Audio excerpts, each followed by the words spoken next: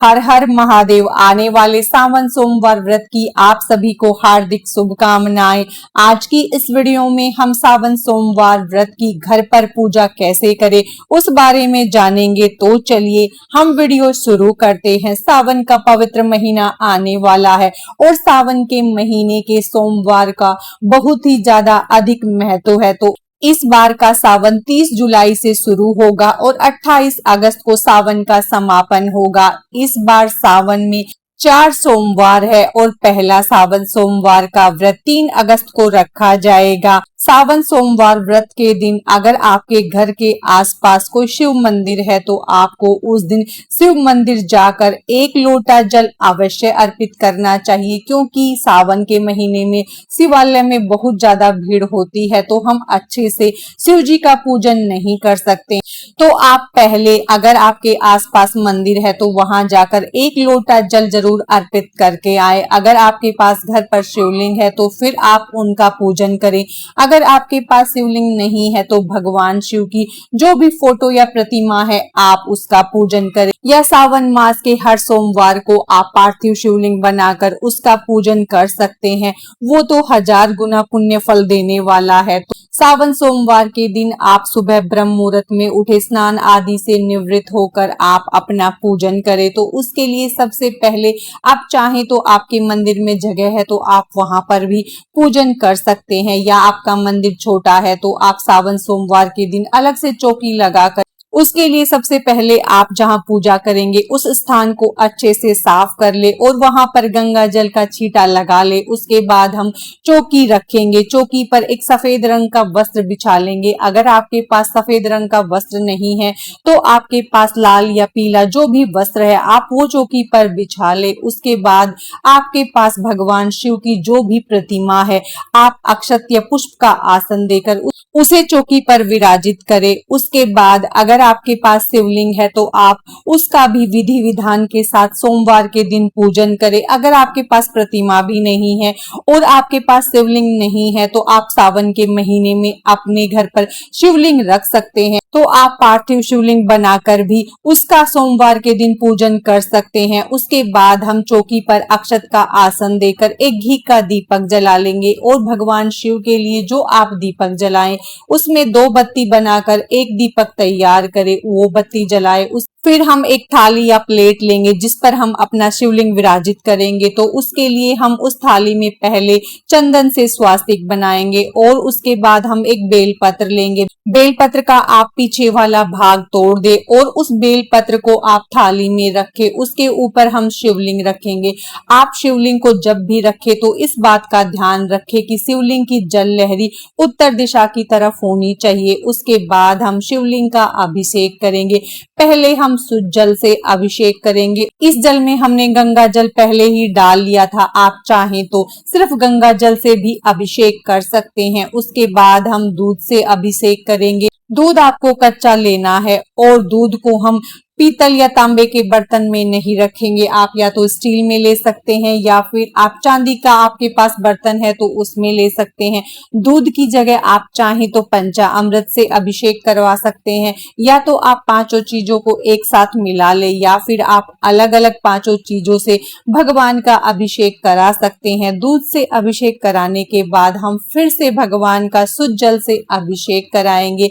शुद्ध जल से अभिषेक कराने के बाद हम भगवान का अंग पोषण कर लेंगे और जो भी ये जल है उसे हम तुलसी के गमले को छोड़कर बाकी किसी में भी डाल सकते हैं और बेलपत्र को हम दोबारा से इस्तेमाल कर सकते हैं। उसके बाद हमने अच्छे से भगवान का अंग पोषण कर लिया है और उन्हें हम अच्छे से विराजित कर देंगे। फिर हम फोटो में विराजित सभी देवी देवताओं को भी स्नान की भावना करवाते हुए स्नान करवाएंगे। उसके बाद हम अपने व्रत का संकल्प लेंगे।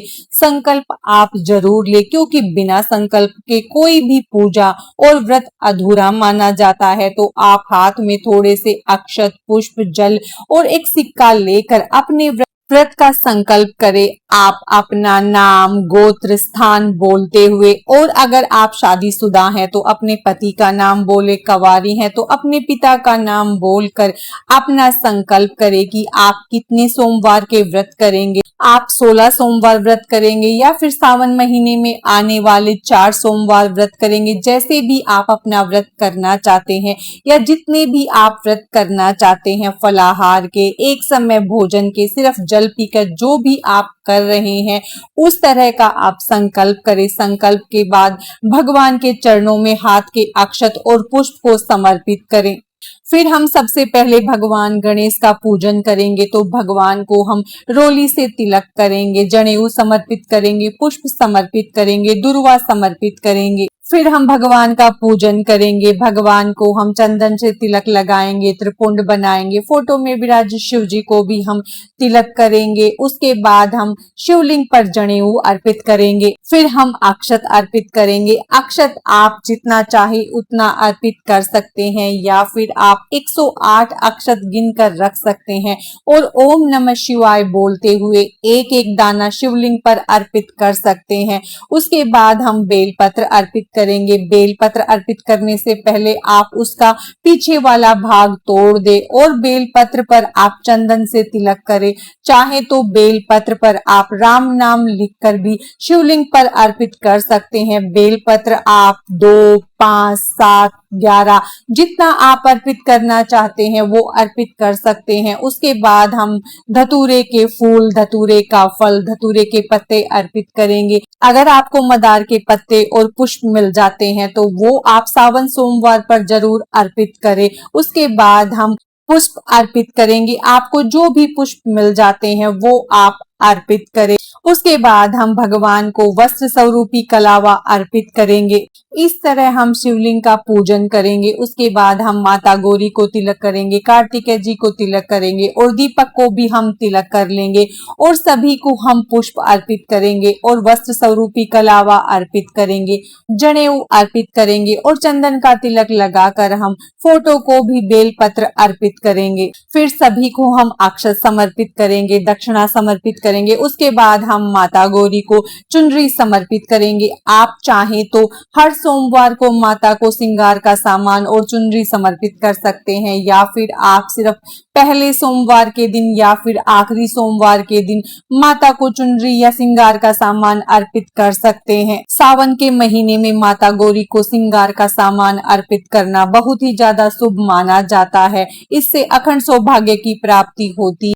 सावन के महीने में माता गौरी को श्रृंगार का सामान जरूर अर्पित करें। संख्या आप 16 ले सकते हैं, 5 ले सकते हैं, 7 ले सकते हैं या 2 बिंदी और चूड़ियां लेकर माता को अर्पित करें। उसके बाद हम ऋतुफल लेंगे। आप कोई भी ऋतुफल ले सकते हैं जो आपके पास उपलब्ध है या फिर आप खीर का भोग भी लगा सकते हैं या आप कोई भी सफेद मिठाई का भोग इस दिन लगा सकते हैं। सभी को हम ऋतुफल अर्पित करेंगे। अब हम जल का लोटा लेंगे और हाथ में थोड़े से अक्षत लेंगे। आप चाहें तो सावन के महीने में शिव पुराण का पाठ कर सकते हैं या फिर आप सिर्फ सोमवार के दिन शिव पुराण पढ़ सकते हैं। हाथ में थोड़े से अक्षत लेकर हम अपनी सोमवार व्रत की कथा को या तो पढ़ेंगे या सुनेंगे। कथा पढ़ने और सुनने के बाद हम हाथ के अक्षत को लोटे में डाल देंगे। सोमवार व्रत की कथा सुनने या पढ़ने के बाद आप चाहें तो रुद्राक्ष की माला से या ऐसे ही 108 बार ओम नमः शिवाय मंत्र का जप कर सकते हैं, शिव चालीसा पढ़ सकते हैं। उसके बाद हम आरती करेंगे।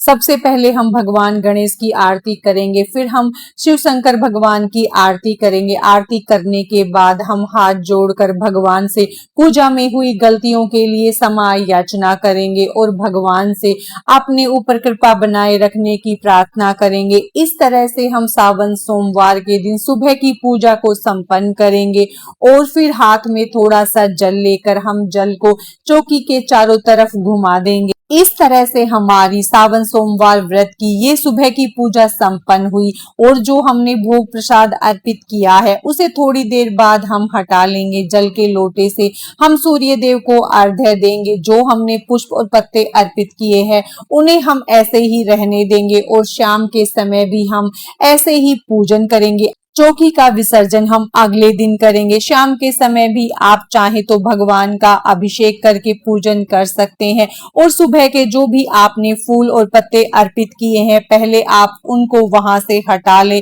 उसके बाद आप शाम का अपना पूजन करें। शाम के समय भोग के लिए आप जो भी भोजन खाएंगे, कुछ मीठा बना रहे हैं तो वो पहले भगवान को अर्पित करें और उस भोग को भी आप थोड़ी देर बाद वहां से हटा लें।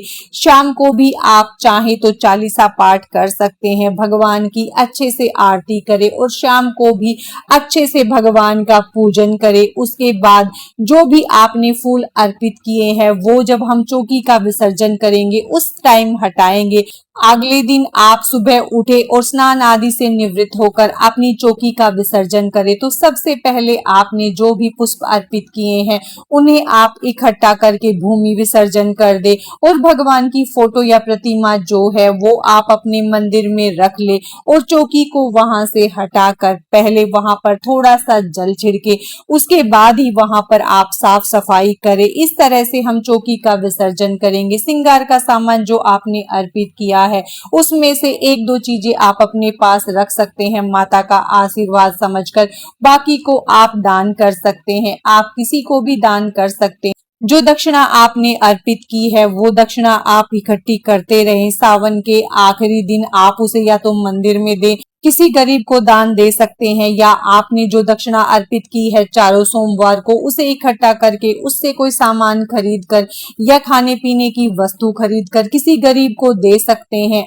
ये सावन सोमवार व्रत की संपूर्ण पूजा विधि थी, सुबह की, शाम की और विसर्जन की। सावन मास इस बार 30 जुलाई से शुरू होगा, 28 अगस्त को इसका समापन है और सावन का पहला सोमवार 3 अगस्त 2026 को रखा जाएगा। आज की इस वीडियो में बस इतना ही। राधे राधे।